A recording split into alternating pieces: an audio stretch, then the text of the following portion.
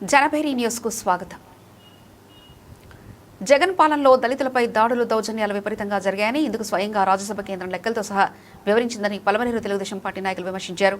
Telugu Desam party SC cell విభాగం ఆధ్వర్యంలో మంగళవారం స్థానిక టీడీపీ కార్యాలయంలో వైకప్ప పాలనలో దారుణంగా హతమైన దళితుల సంస్కరణ పేరిట మీడియా సమావేశం నిర్వహించారు.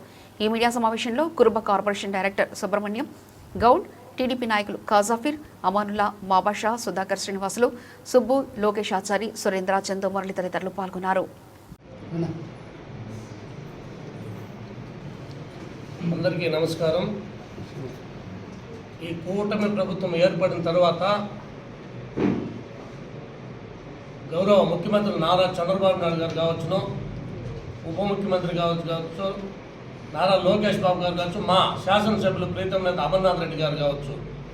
ఎందుకంటే గతంలో 2019-24 వైసీపీ ప్రభుత్వం ఉన్నప్పుడు దాదాపు 27 పథకాలు దళిత పథకాలను తీసేసిన గొప్ప ఘనత జగన్మోహన్ రెడ్డి గారిని ఈ ప్రెస్ మీట్ సందర్భంగా తెలియజేసుకుంటున్నాను.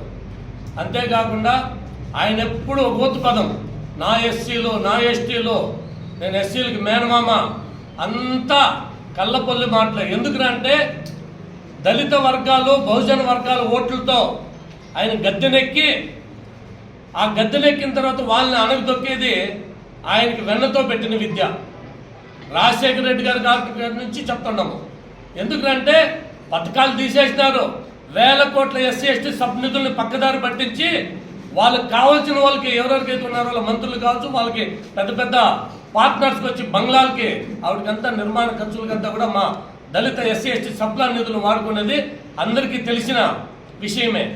అంతేకాకుండా ఈరోజు నాగరాజు గారు చెప్పినట్లు మే 19 దళిత సుబ్రహ్మణ్యం డ్రైవర్ని హత్య చేసి పాచవికంగా ఇంటికి డోర్ డెలివరీ చేసిన గొప్ప అనంతబాబుని ఆయన పక్కన పెట్టి ఊరేగించుకుంటూ ఈరోజు మీరు దళితులకు ఏం మెసేజ్ ఇవ్వాలనే ఉద్దేశంతో ఈ వైసీపీ నాయకులను అడుగుతున్నాము. ఆయనకి ఈరోజు కూడా కనీసం జగన్మోహన్ రెడ్డి గారికి ఆయనకి ఎటు ఉండదు. ఎందుకంటే బాబాయిని చంపిన దాంట్లో కావచ్చు, అనేక మంచి 2019-24 మధ్యలో 200 మంచి దళితుల్ని, మహిళలను కావచ్చు, వృద్ధులను కావచ్చు, యువకులను కావచ్చు పొట్టబిడ్డ పెట్టుకున్న ఘనత జగన్మోహన్ రెడ్డికి దక్కుతుందని కూడా మేము ప్రెస్ మీట్ సందర్భంగా తెలియజేసుకుంటున్నాము. ఈరోజు ఎంతసేపు మీ మాటలు ఎవరు దళితులు నమ్మరు. దళితుల ఓట్లతో మీరు గద్దెనెక్కిన మీరు 11 సీట్లకే పరిమితం చేసినారంటే దళితుల ఉక్రోషం, దళితుల ఆగ్రహం, దళితులకు మీరు పెట్టిన కడుపు కోతను కూడా మేము ఈ సందర్భంగా తెలియజేసుకుంటున్నాం. కాబట్టి దయచేసి ఇంగమింటున్న ఈ మాజీ ముఖ్యమంత్రులు నా ఎస్సీ, నా దళితులను పక్కన పెట్టేస్తే కనీసము వాళ్ళ కుటుంబాలు ఈరోజు ఎంత చిన్నాభిన్నమైందో ఒకసారి ఆంధ్రప్రదేశ్ ప్రజలంతా కూడా గుర్తుంచుకోవాలా. సుధాకర్, ఒక మేధావైనటువంటి సుధాకర్ గారిని కావచ్చును, ఎంతమంది చెప్తే కోడికత్తి సీనుని జైల్లో పెట్టి కనీసము 5 సంవత్సరాల కళ్ళ తల్లిదండ్రులకి కడుపు శోభ మిగిల్చినాడు ఈ జగన్మోహన్ రెడ్డి, కోర్టుకు పోకుండా. అట్లా చెప్పుకుంటూ పోతే చాలా మంది ఉన్నారు, 200 మంది ఉన్నారు. ఆయన ఇంటి కూతవేట దూరంలో రమ్యాని పొట్టను పెట్టుకుంటే కనీసం పరామర్శించిన దాఖలా లేదు మాజీ ముఖ్యమంత్రి. నీ సొంత నియోజకవర్గంలో నాగమ్మని హత్య చేస్తే అతి కిరాతకంగా ఇప్పుడు హోంమంత్రి, అప్పటి తెలుగుదేశం నాయకురాలు, ఎస్సీ నాయకురాలైన అనిత గారు వెళ్తే ఎస్సీలపైనే ఎస్సీ ఎస్టీ అట్రాసిటీ యాక్ట్ పెట్టిన ఘనత ఈ మాజీ ముఖ్యమంత్రి వద్ద కూడా మేము తెలియజేసుకుంటున్నాము. ఇవన్నీ కూడా చాలా చాలా ఉన్నాయి. మేము చెప్పేకపోతే 200 మంచి పేర్లు చెప్పాలా. ఆ విధంగా ఎంతసేపు దళిత కుటుంబాలకు శోభ మిగిలించింది ఈ జగన్మోహన్ రెడ్డి గారు. మీకు ఎప్పుడు కూడా ఇంకా దళితులు మీకు అండగా నిలవరు.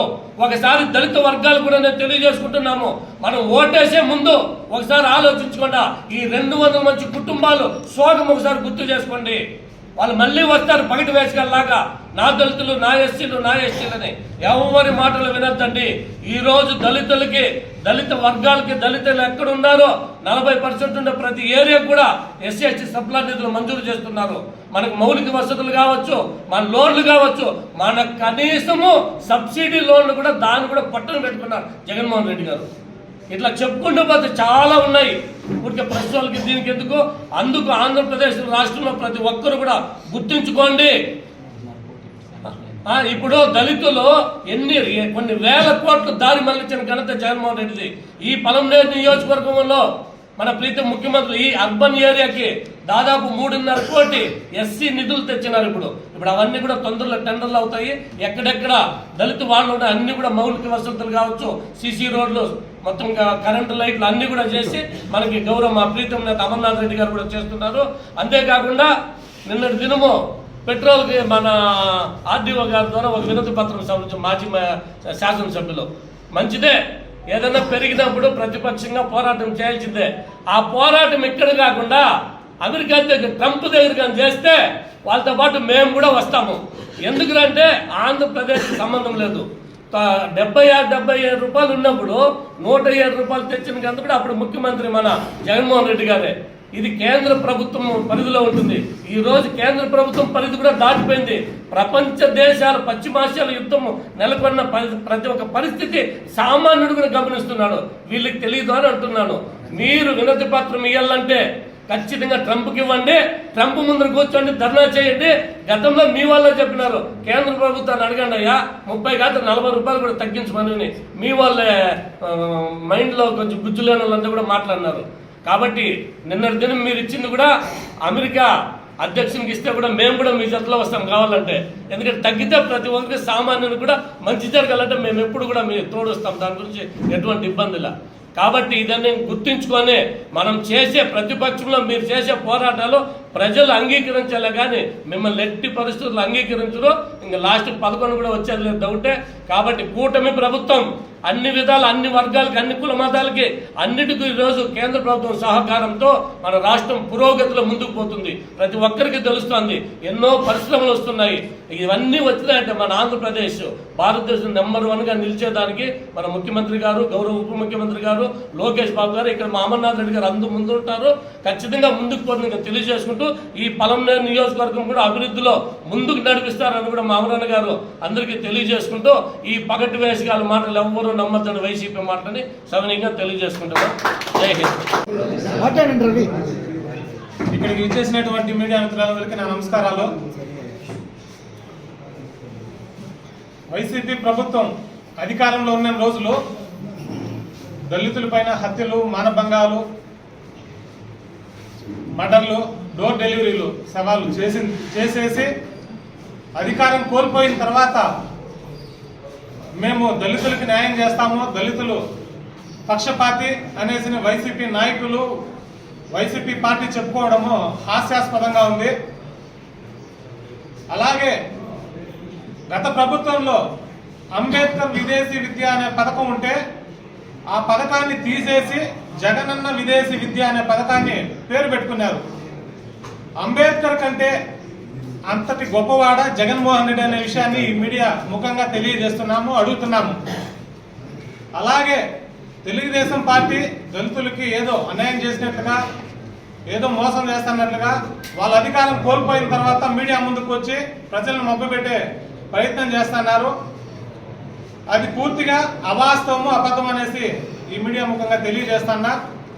తెలుగుదేశం పార్టీ అధికారంలో ఉన్నప్పుడు లోకసభ స్పీకర్గా బాలయోగి గారిని ఎన్నిక చేసింది తెలుగుదేశం ప్రభుత్వము. అలాగే అసెంబ్లీ స్పీకర్గా ప్రతిభా భారతి గారిని సెలెక్ట్ చేసింది తెలుగుదేశం ప్రభుత్వము. తెలుగుదేశం ప్రభుత్వంలో దళితులకి సముచితమైన స్థానము, గౌరవం ఉందనేసి ఈ మీడియా ముఖంగా తెలియజేస్తున్నాము. అలాగే వీళ్ళు గత ప్రభుత్వంలో ఉన్న ఎస్సీ ఎస్టీ సప్లాన్ నిధులని, ఎస్సీలకు రావాల్సిన వాటాని మొత్తం కూడా వీళ్ళు దారి మళ్లించేసి వీళ్ళ సొంత నాయకుల ఉపయోగాల కోసం వాడుకొని దళితుల్ని దగా చేసేశారు.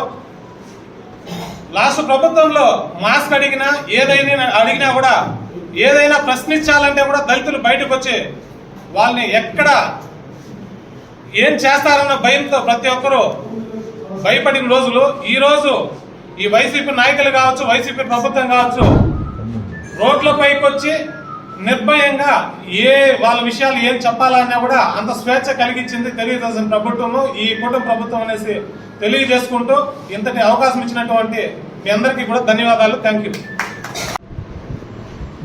అందరికీ నమస్కారం. ఈరోజు మే 19వ తారీఖు అంటే అందరూ తెలిసిన డేటే. కాకపోతే 2022లో ఈ మే 19వ తేదీ దళితులైనటువంటి మాకు అందరికీ కూడా ఒక దురదృష్టకరమైనటువంటి రోజు. దాన్ని గుర్తు చేసుకొనే గత వైసీపీ ప్రభుత్వం ఉన్నప్పుడు దళితులపైన అనేక అక్రమ దాడులు జరిగినాయి. అందులో భాగంగా మే 19, 22 వాళ్ళ అధికారంలో ఉండేటప్పుడు వాళ్ళ పార్టీకి సంబంధించినటువంటి ఎమ్మెల్సీ అనంతబాబు గారు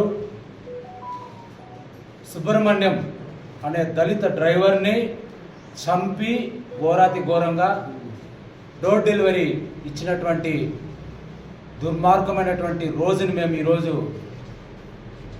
ఖండిస్తూ ఆయనకి ఆయన కుటుంబానికి ప్రగాఢ సంతాపం తెలియజేస్తున్నాం. ఇక అలాగనే 21లో మే 21వ తారీఖు డాక్టర్ సుధాకర్ గారిని కూడా మీకు అందరికీ కూడా తెలుసు, కేవలం మాస్క్ అడిగిన దానికి ఆయన ఏ విధంగా హింసించి ఆయన్ని అతి ఘోరంగా అతను చావు కారణమైనటువంటి ఈ యొక్క వైసీపీ అక్రమాలని మరొకసారి ప్రజలందరికీ కూడా గుర్తు చేస్తున్నాం. ఇవన్నీ మర్చిపోవడానికి ఈరోజు వాళ్ళు లేనిపోని కల్లిబుల్లి మాటలు చెప్తూ తెలుగుదేశం పార్టీ పైన అవాకులు చవాకులు చేస్తూ ప్రజల్ని తప్పుదా పట్టిస్తున్నారు. అయ్యా జగన్మోహన్ రెడ్డి, వైసీపీ నాయకులారా, ఒకటి గుర్తుపెట్టుకోండి, మీరు ఎన్ని డ్రామాలు ఆడినా ఏం చేసినా గత 5 సంవత్సరాలు మీరు చేసినటువంటి అన్యాయాలు అక్రమాలు ప్రజలు ఏమాత్రం మర్చిపోరు.